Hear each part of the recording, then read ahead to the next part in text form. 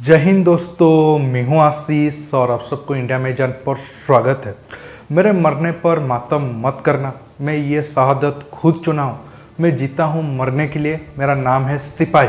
दोस्तों, कहने को तो ये अपकमिंग अजय देवगन जी का movie Bhuj the pride of India का डायलॉग है, लेकिन दोस्तों इंडियन आर्मी, एयरफोर्स और नेवी के जवान हमेशा इसी सोच के साथ काम करते हैं। जब उनका सामना भारत के दुश्मनों के साथ होता है, उनका जोश हमेशा हाई रहता है। इसलिए दोस्तों आज भी कोई भी देश हमारे ऊपर अटैक करने के लिए हिम्मत नहीं कर पाता है, खासकर पाकिस्तान। दोस्तों आज मैं 1971 की सच्ची कहानी आपको बताऊंगा। आप तो 1971 में जो आज का बांग्लादेश है, तो अब जो ईस्ट पाकिस्तान था, वहाँ हमारा इंडियन नेवी, आर्मी और एयरफोर्स कैसे वीरता के साथ लड़ाई की थी वो तो आप जानते हैं, और कैसे 90,000 से ज़्यादा पाकिस्तानी सैनिक भारत के आगे घुटने टेक कर सरेंडर किए थे वो भी आप जानते हैं। लेकिन दोस्तों सेम टाइम में भारत की पश्चिमी सीमा में भी भारत और पाकिस्तान के बीच खतरनाक लड़ाई हुई थी, जैसे कि भूज में लड़ा गया लड़ाई। आज मैं दोस्तों आपको बताऊंगा कैसे इंडियन आर्मी के जवानों के साथ साथ वहाँ के साधारण लोग भी भारत माता के लिए अपनी जान को खतरे में डाल दिए थे। जी हाँ, उनके देश प्रेम और ना हारने की जिद के आगे पाकिस्तान को फिर से जंग हारना पड़ा। जब जंग खत्म हो गया तब पीएम इंदिरा गांधी और फील्ड मार्शल शाम मानेकशॉ जी भूज के वीरों का तारीफ करने से खुद को नहीं रोक पाए थे। दोस्तों आज मैं आपको बताऊंगा कैसे 1971 में पाकिस्तान ऑपरेशन चंगेज खान चलाकर भारत की एयरफोर्स की कमर को बिल्कुल तोड़ देना चाहता था।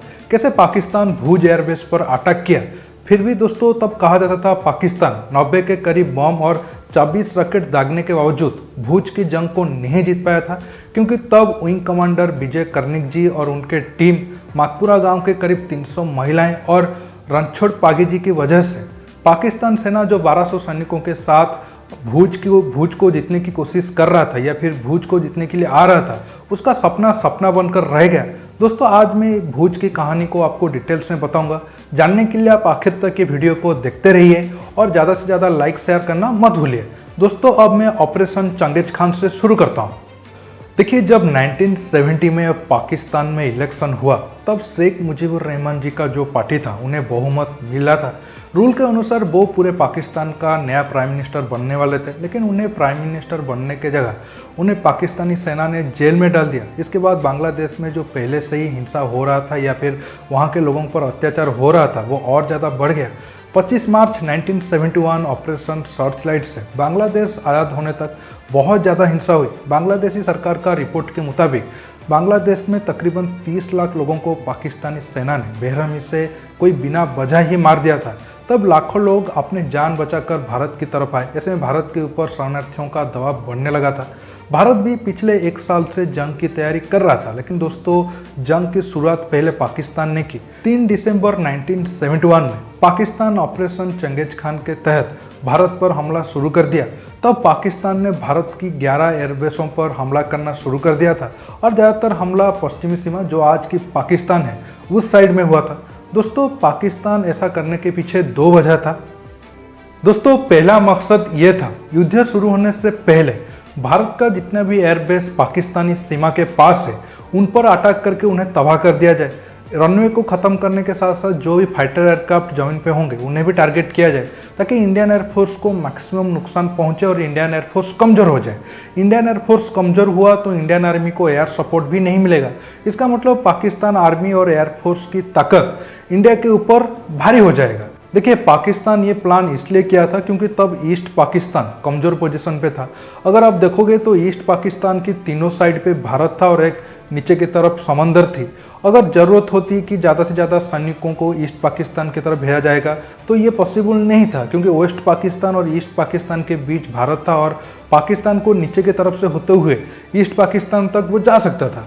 इसलिए सैनिक से लेकर हथियार और रसद पाकिस्तान के पास उतना अच्छा ऑप्शन नहीं था। वो तेज़ी से ईस्ट पाकिस्तान में उनके जो सैनिक लड़ रहे थे उनके पास भेज पाए। इसलिए पाकिस्तान ये प्लान किया, अगर भारत जंग की टाइम में ईस्ट पाकिस्तान पे हेवी होता है या फिर जाकर बहुत सारे जमीन पर कब्जा कर लेता है तो पाकिस्तान पश्चिमी सीमा में जैसे कि गुजरात, पंजाब, राजस्थान में भी बहुत सारे एरिया पर आगे आकर कब्जा कर लेगा।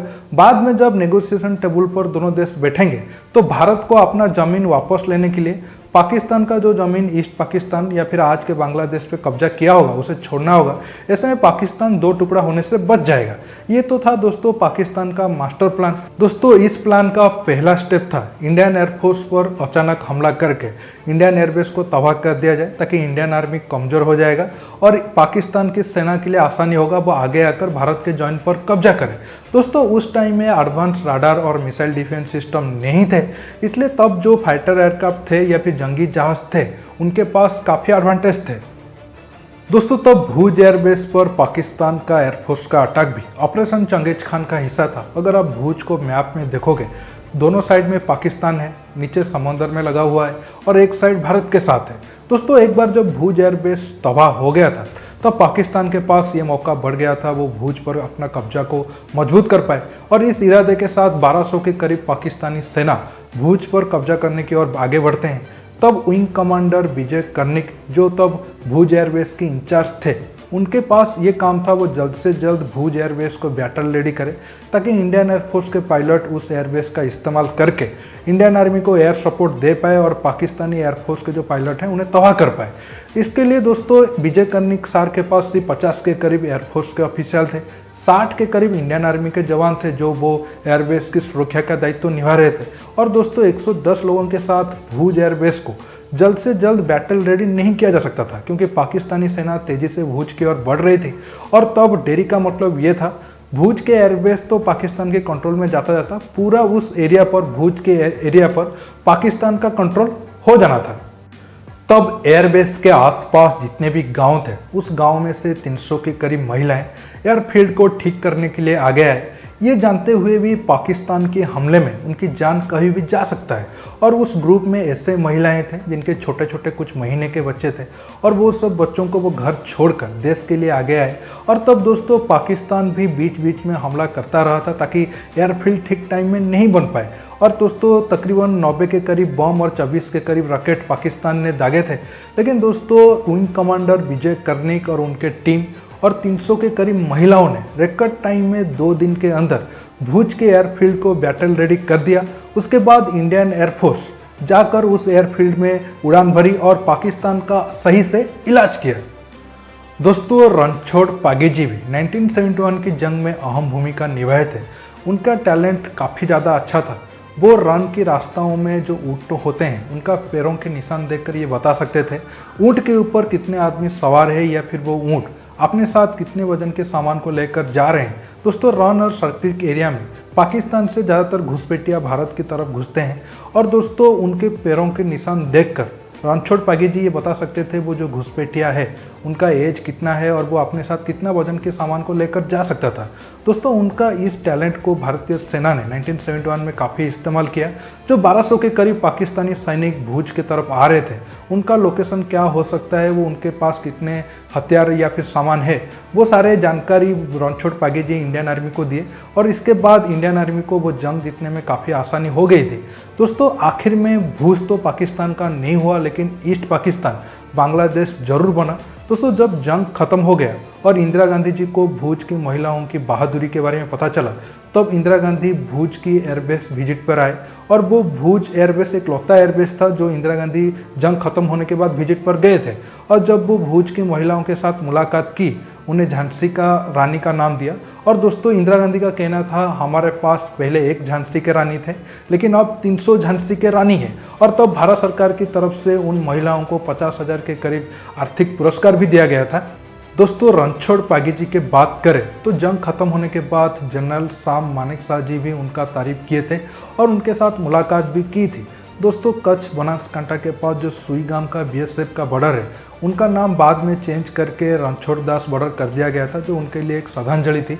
कुछ साल पहले उनका प्रतिमा भी वहाँ पर लगाया गया था। दोस्तों ये था भूज मूवी का रियल स्टोरी। आपको ये वीडियो कैसा लगा नीचे कमेंट बॉक्स में जरूर कमेंट करके बताइए। दोस्तों ये स्टोरी तो काफ़ी इंटरेस्टिंग है, लेकिन सवाल ये है ये जो मूवी आया है क्या ये स्टोरी के साथ या फिर जो रियल कैरेक्टर है उनके साथ न्याय कर पाएगा? क्योंकि अब स्टोरी के जो मूवी के VFX है और कुछ डिटेलिंग पर कई सारे सवाल उठ रहे हैं, उस पर मैं एक अलग वीडियो बनाऊंगा, एक नए चैनल के साथ एक नए वीडियो के साथ अपलोड करूंगा। अगर आप 15-16 घंटे के बाद ये वीडियो को देख रहे हो तो आपको नया चैनल का लिंक नीचे पिन कमेंट में मिल जाएगा। दोस्तों मैं ये वीडियो के लिए 10,000 लाइक का उम्मीद रखता हूँ। मुझे उम्मीद है आप सब कर दोगे।